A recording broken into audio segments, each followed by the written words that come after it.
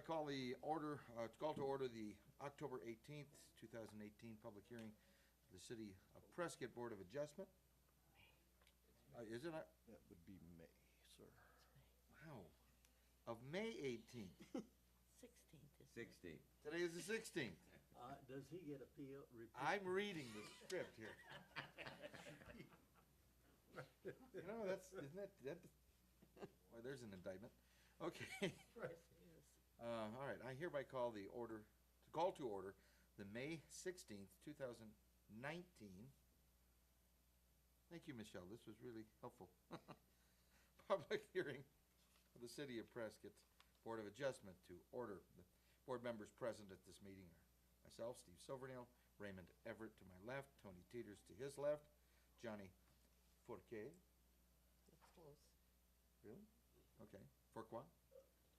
To my right, Patty Braden to her right. I'm sorry.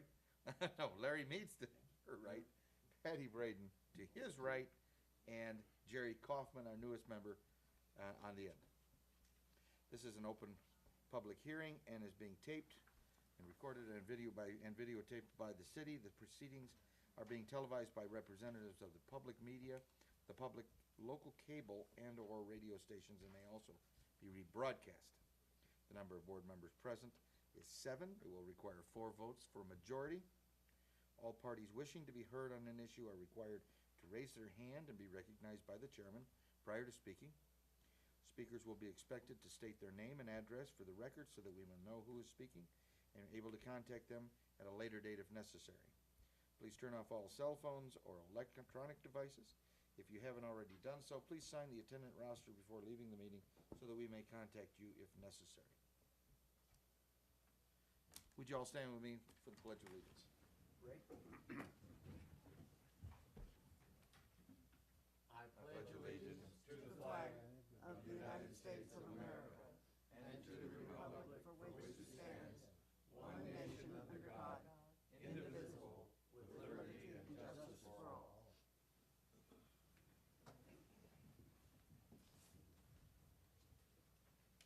Okay. Present also, it should be noted that we have Michelle Chavez, our board secretary, George Worley, our planning manager. Katie is not here. Jim Lamberson, our council member, who is our liaison. We don't have a city attorney? Assistant. Oh, we do have other. Matt's back there. I'm sorry, Matt. You were hiding, yes. We have And- 3 new staff members who are the problem, so. Yes. And I'm sorry? I'm here. No, I'm kidding, I'm kidding. The All right. applicants. Okay, enter the agenda.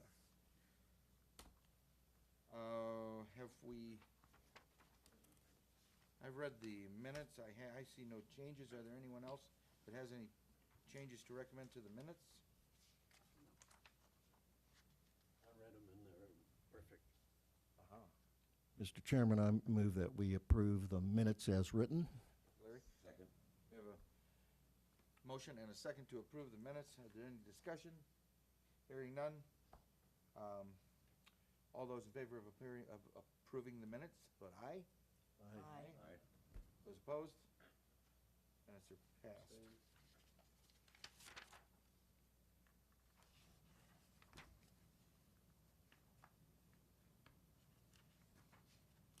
And we have before us a variance. It's variance 19-001. Variance to Article 3, Section 310, 3F, multifamily high-density minimum setbacks of the Land Development Code to allow a reduction in the rear yard setback to accommodate the construction of an accessory building at the rear western avenue of the property. George? Thank you, Mr. Chairman. This is a request for a variance to rear yard setback. It's a little bit of an unusual circumstance compared to many that you see. The properties in question all through this area are actually zoned multifamily. And with multifamily zoning, accessory buildings are treated the same as principal buildings. So the same setbacks, the same maximum building heights, the same requirements that would apply to the principal house. In most single-family districts, an accessory building such as this would have a entirely different set of rules applied to it. It would have to share utilities with the main house, and it has a significantly reduced rear yard setback. On the single-family lot, you would be allowed to place an accessory building as close as 6 feet to the rear property line. Under the requirements of the multifamily, you have to be 20 feet from the rear property line. As you can see, the highlighted property, the red bounded property, is the property in question, and adjacent to it are 2 additional properties that have historically existent accessory buildings, both significantly closer to the Western Avenue rear property line than the setbacks would currently apply. One of the things that we take into consideration with variances are impacts on adjacent properties and whether or not any kind of special dispensation is being granted to the particular applicant, in this case the McCabe's with the highlighted property. As you can see, there are adjacent properties and nearby properties, and I have some street level photos I'll show you as well, that are as close or closer than the request before you today. That particular request is to allow an accessory building to be constructed, and I'm going to point out a couple of issues on here that staff took into consideration in making its recommendations. So the accessory building is proposed for here. It's 9 feet from the rear property line. There is a series of rock walls that exist on the property. They're partially obscured from street view today by a fence that crosses the property. There are also some significant trees here, and there's another tree back in this area that would have to be removed, and some significant excavation occur in order to shift the house back to the 20 feet. And in fact, at that point, the 2 structures would be within a few feet of one another. Not an ideal circumstances for fire protection purposes. So staff looked at those things along with the nearby properties. This one just to the east, and this one just to the west, to see the accessory structures on those properties. And as you can see, both of these are in fact closer to the street than the 9 feet requested by the McCabe's. So given the fact that the setback requirements seem out of the ordinary given the conditions of the neighborhood, that there's no special granting of privilege by this action, again from staff perspective, because the adjacent properties and other nearby properties have similar circumstances. And they have a hardship, again from staff's perspective, of the existing conditions on the site. The grade change, the rock walls, the trees located on the site all provide barriers to development of the site in a manner that's allowed by the zoning district for all properties within this district. They have some unusual circumstances that are beyond their control. As a result of those conditions, the lack of lack of granting of special privileges, the hardship created by the property and the existing conditions on the property, staff's recommended approval of the variance. And again, that variance would allow the accessory building to be 9 feet from the rear property line, where 20 is required by the zoning district. I'd be happy to answer any questions you may have about this. The applicants are here and can answer questions if you have questions specific of them. Mr. Chairman? Does anyone have any questions of George? I have some questions, Mr. Chairman. I wondered, I'm curious about the zoning being multifamily rather than single family in this area. I don't know if you know the answer to that question, or if Mr. Worley might know that answer. I don't know when the original zoning was applied to the area. It has been in place for a long time. When the city adopted the Land Development Code and put it into effect in 2003, all of the existing zoning districts in town were simply converted to new designations. So this was already zoned that as far back as 2003. It probably goes further back than that. And Mr. Chairman, I also wonder about the use of this accessory building. Is this for storage? Is it for Well, why don't we hear from the owner? the applicants? The applicant, and find Sure. out, what he he would like. Are there any other questions, George? Mr. Chairman, I can't answer. This is proposed to be a residential Oh, it is. property, a residential building. All right. But they probably can give you far more information about the use. Can, Mr. Worley, can you talk about the historic designation of the retaining walls? It's not designated historic. It's just known to have been that in place for decades. Quite a while. This particular part of town was developed initially in the 1920s through the 1940s. So a lot of the older structures are of that era. The wall would have been constructed probably sometime in that time frame.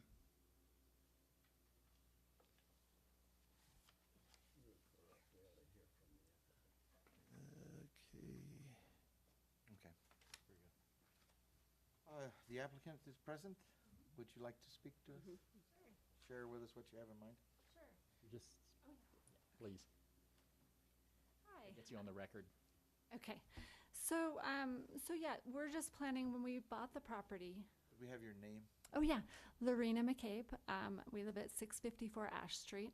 So when we originally bought the property, we knew it was zoned multifamily, and our idea was to have a little rental unit on the back, so that in the future we could have some rental income coming in for our family. So at the time, we didn't know all the criteria of multifamily. We just knew it was zoned multifamily. And then once we actually started really thinking about it, then kind of realized that there were a lot of hindrances with that retaining wall, with all the trees. I don't know if you can really tell, but there's just huge elm trees in the backyard. And those are things that are that make our property beautiful and unique and different, and we don't want to mess with those. Our house is 1909, so it's very fun. It's unique, and we want to build a little place on the back that kind of respects that uniqueness. Yeah. Any other questions? Yes. Okay. What will be the parking arrangements for your guests? Yeah, so we've talked with George and Katie about that. So we'll need to have two parking spots on the property. So what we're thinking about doing, we haven't had the design done yet, but what we're thinking about doing is where it says proposed dwelling, that would be a raised part of the house. And we would have at least one parking spot underneath that. And then the other parking spot we're hoping to have on the other side, and not be a covered parking spot on that side. So that's what we're hoping. Once we get the designer going, then hopefully we can, we'll maybe cut in a little bit on that corner. A few things might be able to change a little bit. That was just kind of a proposed, until we get the designer going and until we get the topo map done and all that kind of stuff. Yeah. So the parking would be on the property. George, there's sufficient Two- property to allow for parking? Yes, sir. 2 parking spaces are required. There's certainly sufficient room, especially if they're providing parking under a portion of the building. There's sufficient room on site for those 2 spaces. Mr. Chairman, Mr. Worley mentioned in his presentation that the principal building may be required to serve this building. Is that correct for utilities? On a single-family zoned lot, that would be required. In multifamily, this building can have its own utilities. Interesting. And that gas, water, electricity, and connection to the sewer. All could be independent for this building. Well, I'll be darned.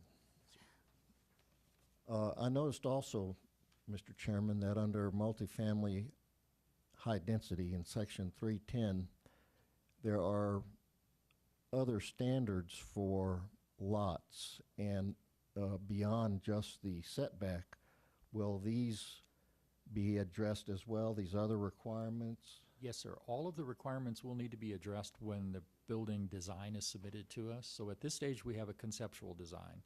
There are lot coverage, side yard setbacks. There will be building code requirements for minimum separation between the principal building and this building. All will be applied at the time that we get a building permit submitted to us. We'll look at building height, et cetera.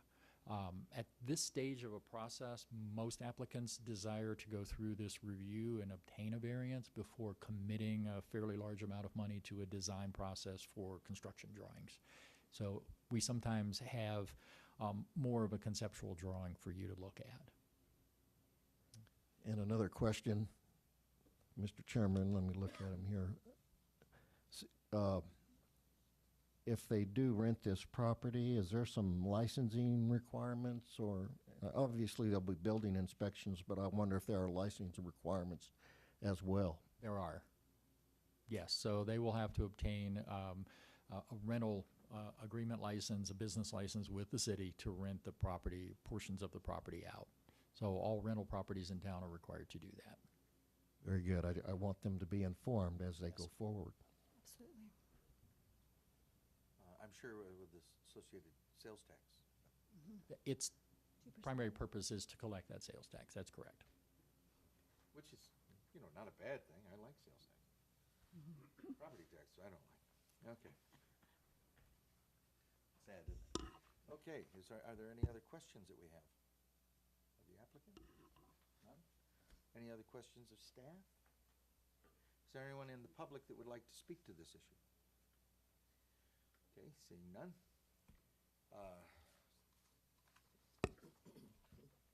In that it is conforming to the rest of the neighborhood, personally, I don't see an issue. Do we have a motion? Mr. Chairman, I'll make a motion. I make a motion that we approve this request with following the provisions of Section 3.10 multifamily high density. Okay, we have a motion. Do we have a second? Second. And we have a second. Is there any other discussion? All those in favor of approving the the variance with the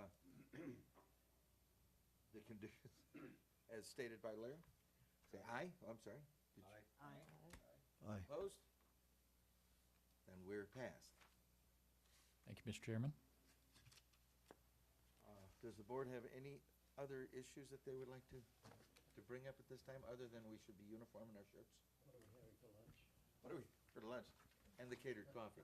What is the, just a question, because I'm new, the process, since you're the new chairman, do we elect the vice chairman, or what is that process? That's a good question. Are there any other of us desirous to be chairman? Let's just. So, If Mr. Chairman, the- Mr. Chairman, for general Yes, rules, George. the city council actually appoints the chair and vice chair for all of its boards, standing boards and commissions. So that either has been or will be done, and I believe it will be done in an upcoming meeting of the council subcommittee on boards and commissions. Thank you. Okay, thank you so much. All right, well, so that there's nothing else, I'll entertain a motion to adjourn. Second? We have a motion, second? A motion and a second. Okay. you didn't do it. I wish them luck. And we- Yes. Good luck, that yes, is. Good luck. And we are adjourned.